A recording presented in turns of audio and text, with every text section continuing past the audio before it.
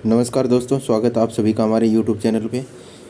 तो आज के इस वीडियो में हम डिस्कस करने वाले हैं चक्रीय चतुर्भुज यानी साइक्लिक क्वाड्रिलेटरल के बारे में। तो आइए वीडियो की शुरुआत करते हैं। चक्रीय चतुर्भुज वह चतुर्भुज है जिसके चारों शीर्ष वृत्त की परिधि पर होते हैं। इसके विपरीत कोणों का योगफल 180 डिग्री होता है। तो यहाँ पे एक अपने को सर्कल गिवन है और एक इसके अंदर चतुर्भुज गिवन है। अब ये चतुर्भुज चक्रीय चतुर्भुज कब होगा? जब इसके जो चारों शीर्ष ए बी सी डी हैं ये वृत्त की परिधि पर होंगे, तभी ये चतुर्भुज क्या कहलाएगा? चक्रीय चतुर्भुज कहलाएगा। ठीक है, तो यहाँ पे ए बी सी डी ये चारों शीर्ष वृत्त की परिधि पे हैं, इसलिए ये क्या है? एक चक्रीय चतुर्भुज है। अब चक्रीय चतुर्भुज की ये एक प्रॉपर्टी होती है कि जो इसके विपरीत कोण है, यानी कोण 1 प्लस कोण 2, इनका योग कितना होगा? 180 डिग्री। इसी प्रकार कोण B प्लस कोण D, कोण B प्लस कोण D, इसका योग भी क्या होगा? 180 डिग्री होगा। ठीक है, तो इसके जो विपरीत कोण होंगे इसका योग क्या होता है? 180 डिग्री होता है। तो यहाँ पे मैंने ये दिखा दिया, कोण 1 और कोण 2 इन दोनों का योग क्या होगा? 180 डिग्री होगा। अब यहाँ देखिए, ये कोण 2 है माना है मैंने, ये कोण 3 माना है। कोण 2 प्लस कोण 3 हो क्या होंगे? ये भी 180 डिग्री होंगे। क्यों? क्योंकि ये कोणों का रेखिक युग्म है। ठीक है, क्योंकि ये कोणों का क्या है? रेखिक युग्म है, इसलिए इनका योगफल भी कितना होगा? 180 डिग्री होगा। और हमें क्या गिवन है? कोण 1 प्लस कोण 2, ये भी 180 डिग्री गिवन है। तो यहाँ से आप इन दोनों इक्वेशन को सोल्व करोगे तो अपने पास आ जाएगा कोण 1 इक्वल टू कोण 3। तो इसका मतलब क्या हो गया? इसका मतलब हो गया कि चक्रीय चतुर्भुज में बाह्य कोण विपरीत आंतरिक कोण के बराबर होते हैं। कोई भी बाह्य कोण लेगा, यहाँ पे कोण 3 क्या है? एक बाह्य कोण है, तो ये विपरीत आंतरिक कोण इसके विपरीत आंतरिक कोण के बराबर होता है। ठीक है, यानी कोण 3 के बराबर होगा। इसी प्रकार अगर मैं यहाँ पे मैंने CD लाइन को C की तरफ एक्सटेंड किया है, अगर मैं BC लाइन को B की तरफ एक्सटेंड कर देता हूँ तो यहाँ पे बाह्य कोण ये आएगा, कोण 4 मान लेता हूँ। ये कोण 4 किसके इक्वल होगा? कोण D के इक्वल होगा, इसके इक्वल होगा।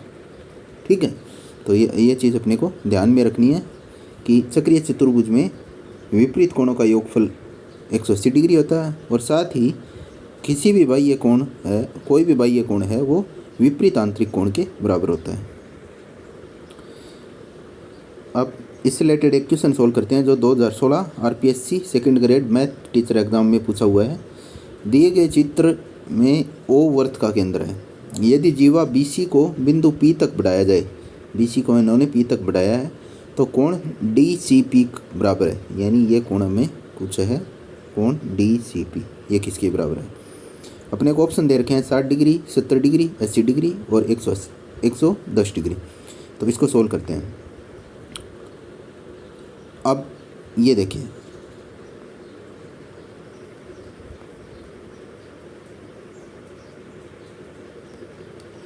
यहाँ पे देखिए कोण BAD, ये कोण BAD ये किसके इक्वल होगा? कोण DCP के। ये जो हमने अभी ये जो प्रॉपर्टी पढ़ी थी, चक्रीय चतुर्भुज में बाह्य कोण विपरीत आंतरिक कोण के बराबर होता है, इस प्रॉपर्टी के द्वारा हमें पता चल गया कि कोण DCP है वो कोण BAD के बराबर होगा। और कोण BAD क्या होगा? कोण BAD होगा वो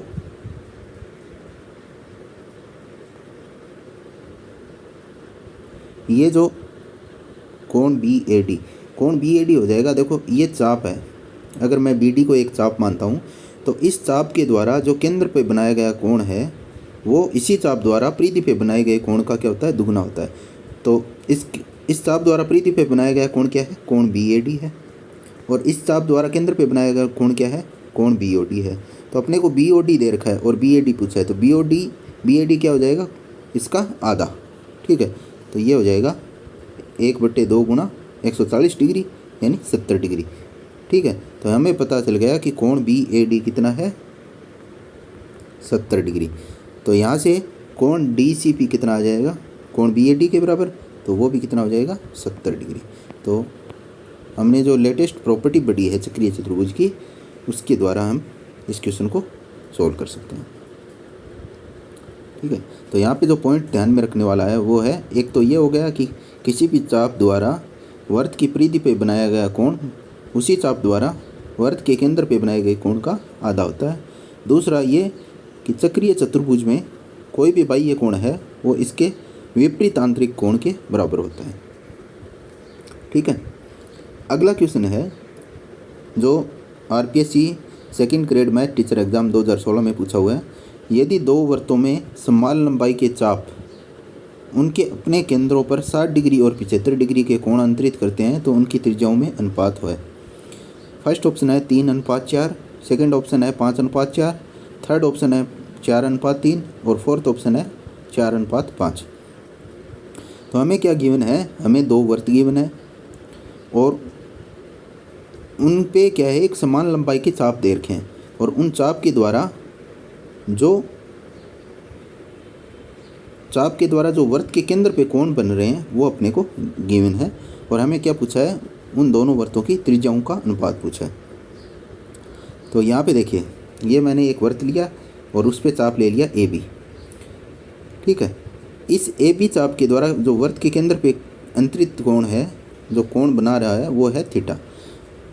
तो अगर थीटा कोण बन रहा है तो इस चाप ए बी की लंबाई कितनी होगी वो हम फाइंड करेंगे। तो हमें पता है कि पूरे वृत्त की परिधि होती है 2πr। ठीक है। 2πr कब होती है, जब ये पूरा यहाँ से लेके, मैं मान लेता हूँ यहाँ से लेके यहाँ तक, यानी पूरा 360 डिग्री रोटेट करेगा तब 2πr होती है। तो थीटा कोण रोटेट करेगा तो कितनी होगी, तो ये आ जाएगी 2πr into theta upon 360 degree. यहाँ थीटा किस में है, डिग्री में है। तो इस तरीके से इस फॉर्मूले से हम चाप ए बी की लंबाई फाइंड कर सकते हैं। तो पहले वाले जो वृत्त है उसके चाप की लंबाई हो जाएगी 2πr1 इंटू 60/360, क्योंकि ये 60 डिग्री कोण अंतरित कर रहा है और इसकी त्रिज्या मैंने मान ली r1। तो ये आ जाएगी 2πr1/6 सेंटीमीटर। ठीक है। इसी प्रकार दूसरे वृत्त है उसके चाप की लंबाई हो जाएगी 2πr2 इंटू 75/360, क्योंकि ये 75 डिग्री कोण अंतरित कर रहा है। तो इसको फर्दर सोल्व करेंगे तो ये आ जाएगा 10/24 into pi into r2 centimetre. अब क्योंकि ये दोनों चाप समान लंबाई के हैं तो चाप 1 की लंबाई इक्वल टू चाप 2 की लंबाई। तो यहाँ से मैंने रख दिया चाप 1 की लंबाई को पुट कर दिया, इधर चाप 2 की लंबाई। तो इसको फर्दर सोल्व करेंगे तो r1/r2 आ जाएगा अपना 5/4, यानी r1:r2 क्या आ जाएगा 5:4। तो ऑप्शन 2 क्या हो जाएगा, करेक्ट हो जाएगा। तो ये वृत्त का कोई भी चाप होता है उसकी लंबाई ज्ञात करने के लिए हम ये फॉर्मूला यूज करते हैं जब उस चाप के द्वारा केंद्र पे अंतरित कोण हमें गिवन हो। ठीक है। अगला क्वेश्चन है, एक वृत्त की त्रिज्या n से घटाने पर उसका क्षेत्रफल आधा होता है तो उस वृत्त की त्रिज्या है। फर्स्ट ऑप्शन है n√2/√2-1 इकाई, सेकेंड ऑप्शन है n/√2-1 इकाई, थर्ड ऑप्शन है 2n/√2-1 इकाई, फोर्थ ऑप्शन है n√2/√2+1 इकाई। तो ये RPSC second grade math teacher exam 2016 में पूछा हुआ है। तो हमें ये क्वेश्चन में ये पूछा हुआ है कि अगर हम किसी वृत्त की त्रिज्या को n से घटा दें तो उसके क्षेत्रफल आधा हो जाता है। उसका क्षेत्रफल क्या हो जाता है, आधा हो जाता है। तो हमें उस वृत्त की त्रिज्या बतानी है। तो इसको कैसे सोल्व करेंगे, मान लेते हैं जो शुरुआत में जो वृत्त है उसकी त्रिज्या है r, तो उसका क्षेत्रफल क्या हो जाएगा πr²। अब जो दूसरा वृत्त बना रहे हैं उसकी त्रिज्या को हम n से घटा रहे हैं, यानी r-n कर रहे हैं। तो उसका क्षेत्रफल हो जाएगा पाई इंटू r-n का स्क्वायर। ठीक है। और इनका क्षेत्रफल का हमें जब r-n कर रहे हैं तो ये क्षेत्रफल क्या हो जा रहा है, आधा हो जा रहा है। तो पहले वाला क्षेत्रफल मैंने 1 मान लिया और दूसरे वाला क्षेत्रफल 1 का आधा हो जाएगा तो 1/2 हो गया। तो ये हो जाएगा 2। ठीक है। ये क्या बन गया 2। अब इसको पाई से पाई कैंसिल हो जाएगा तो इधर हो गया r² इक्वल टू, इसको पक्षांतरण कर देंगे तो ये आ जाएगा 2 इंटू, इसको मैंने एक्सपेंड कर दिया तो एक्सपेंड करेंगे तो ये आ जाएगा r² plus n² minus 2rn। इसको फर्दर सोल्व करेंगे तो ये आ जाएगा r² minus 4nr plus 2n² equal to 0। और r इक्वल टू, यहाँ से r हमने फाइंड किया तो r फाइंड करने के लिए फॉर्मूला यूज करेंगे। कौन सा फॉर्मूला? ये फॉर्मूला हो जाएगा -b plus minus √b² minus 4ac upon 2a। ये फॉर्मूला हम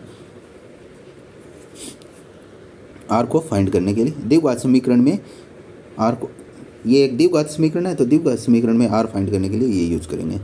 ठीक है, तो इसमें हम जैसे ही ये वैल्यू पुट करेंगे तो ये आ जाएगा r equal to 4n plus minus √16n² minus 8n² upon 2। इसको फर्दर सोल्व करेंगे तो ये आ जाएगा 2n plus √2n equal to n, यहाँ से कॉमन ले लिया 2 प्लस √2n। अब मैंने क्या किया है, जो ये वाले टर्म है इसको 2 माइनस √2 और 2 प्लस √2 से मल्टीप्लाई और डिवाइड कर दिया। सॉरी, 2 माइनस √2 और 2 माइनस √2 से मल्टीप्लाई और डिवाइड किया तो ऊपर तो ये हो जाएगा, ऊपर वाली टर्म क्या हो जाएगी, ये देखो a plus b into a minus b लिखी हुई है तो ये हो जाएगी a² माइनस b²। तो ये आ जाएगा 4 माइनस √2 का स्क्वायर क्या हो जाएगा 2, और नीचे क्या आ गया 2 माइनस √2 और ये n है, तो ये आ जाएगा 2n अपॉन 2 माइनस √2। अब नीचे वाले टर्म से मैंने 2 कॉमन ले लिया तो ये आ जाएगा 2n अपॉन 2 1 माइनस √2, यहाँ से √2 मैंने कॉमन लिया, √2 माइनस 1। ठीक है, नीचे वाले टर्म से मैंने √2 कॉमन ले लिया। तो अब इसको फर्दर सॉल्व करेंगे तो ये आ जाएगा √2n अपॉन √2 माइनस 1 इकाई। तो यहाँ से अपने पास r आ गई ये। ठीक है, तो इसका मतलब हो गया अपना राइट आंसर हो जाएगा ऑप्शन 1। ऑप्शन 1 क्या हो जाएगा अपना राइट आंसर हो जाएगा।